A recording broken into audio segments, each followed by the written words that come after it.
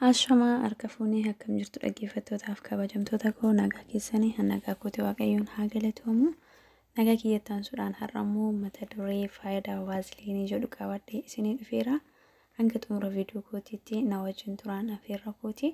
Warreen chaanaala koo haaraa taatan chaanaalicha sabiskiraayib gochuudhaan gara maatiitti nu dabalamaa. Warreen immoo maatii nuuf taatan galatoomaa galanni keessan guddaadha. Nuuf jiraadhaan isin jedha. Egaa dhaggeeffattoota koo faayidaan vaaziliinii 12 kun maalidha jechuun keessan hin oolu. Otoon gara faayidaa isaatti hin darbin hundumti keenya iyyuu mana keessaa akka qabnuu fi faayidaa amma kanaaf fuula otoo hin taatiin wantoota garaagaraatiif faayidaa muraasaaf beekna. Garuu immoo ani akka kootti faayidaa hedduu keessaa faayidaa 12 qabadhee isinii dhufee jira. Isinis immoo hanga xumuraatti na wajjin turaan isiniin jedha. Irra deebi'uudhaan chaanaala kiyya sabiskiraayib godhaa please. Mata duree isaa isinii himeera jalqaba irratti kan jiru akkasumas immoo tokkoffaa irratti kan hin kaa'ee jiru fuuldura rifeensa keenya yookaan immoo beebii heer kan jedhamu guddisuudhaaf gahee guddaa qaba vaaziliiniin jechuudha.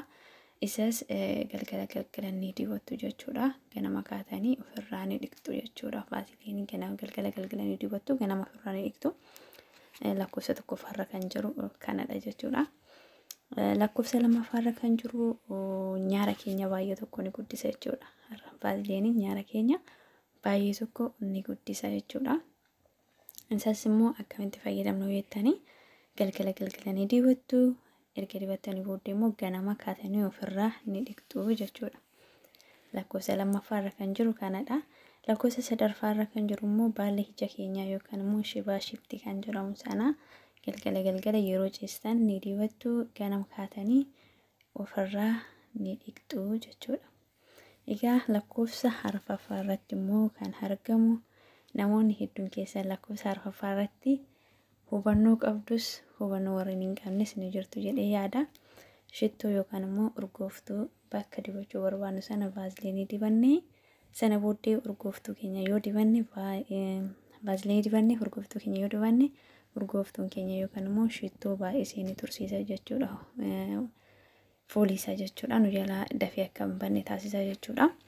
Isas bakka dibachuu barbaadan sana vaaziliinii ni dibattu. Ergasiin booddee shittoo yookaan urgooftuu sana ni dibattu jechuudha.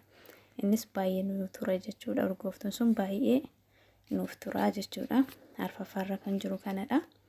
Lakkoofsa shanaffaarra kan jiru goggogiinsa qaama keenyaa yookaan immoo harka keenya ta'uu danda'a, miila keenya ta'uu danda'a, wanta garaagaraa goggogina qaama keenyaa akka nu ittisan ni gargaara vaaziliiniin jechuudha. Inni ja'affaarra jiru kanadha. Inni shanaffaarra jiru kanadha sorry. Inni ja'affaarra jiru immoo yeroo hundumayyuu namoonni beektanis ni jirtu yeroo qufaannu qabe funyaan keenya ni babbaqaqa. Akkasumas immoo funyaan keenya qofa otoo hin taatiin wanta akka diddiimaa wayii fuula keenya ta'ee funyaan keenya irrattis wantoota ba'an ni hir'isa jechuudha. Inni torbaffaarra jiru hedduun keenya ni beekna hin beeku miilli duubaa yookaan immoo koomeen keenya jedhama. Laatan dogoggoruu baadhee koomee keenya jedhama.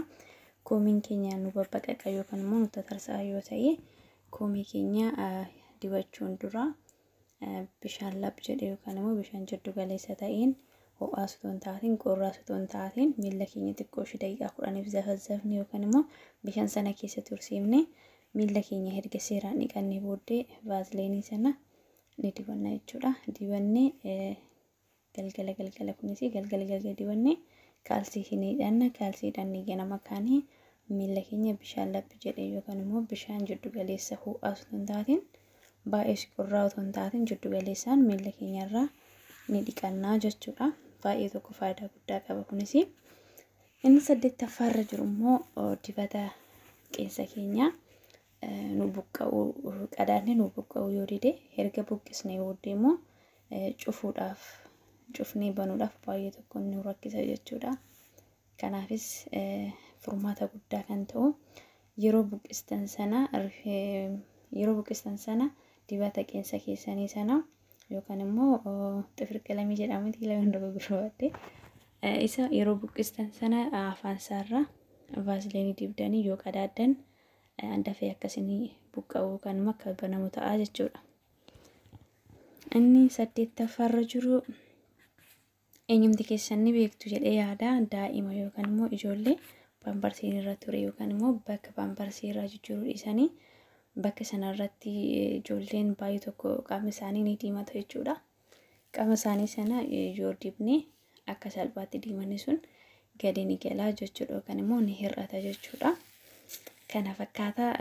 Inni 10ffaarra jiru namoonni tokko bakka wanti tokko nurkute yookaan immoo wanti tokko nurkute bakka sanatti ni dhiitaa.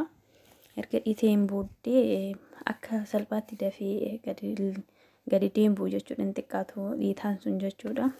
Isas vaaziliinii dibnee akka gaariitti yoo sukkumne vaaziliiniin kun akka hir'isu ni godha jechuudha. 10ffaarra kan jiru kanadha jechuudha. 11ffaarratti kan jiru akkuma beeknu namoonni hedduun keenya ni furdanna. Erga furdannee booddee immoo qubeellaa yookaan immoo qalabatii kan jedhamu qubeellaa keenya nu qaba jechuudha. Qubeellaan keenya nu qaba akka qalleetti yookaan immoo akka taphaatti akka salphaatti nu hin bahu waan ta'eef qubeellaa keenya sana dibnee akka baasnu nu gargaara jechuudha.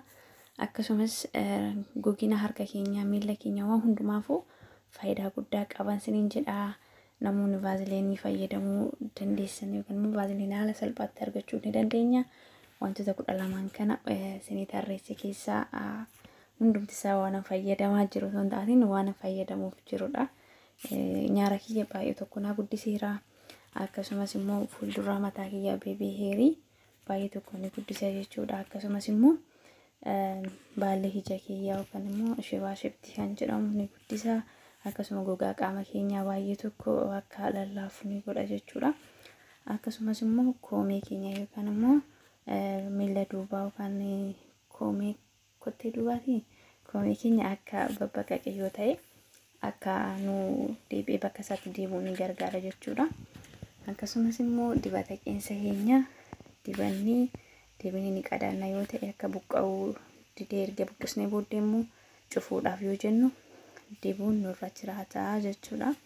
Akkasumas beebii yookaan immoo ijoollee daa'imaa pamparsii irra tursiisne erga irra tursiifne immoo bakki yeroo jijjiiruu kan bakki daa'imni irra ture sun baay'ee waan diimatuuf bakka sana ni deemna jechuudha.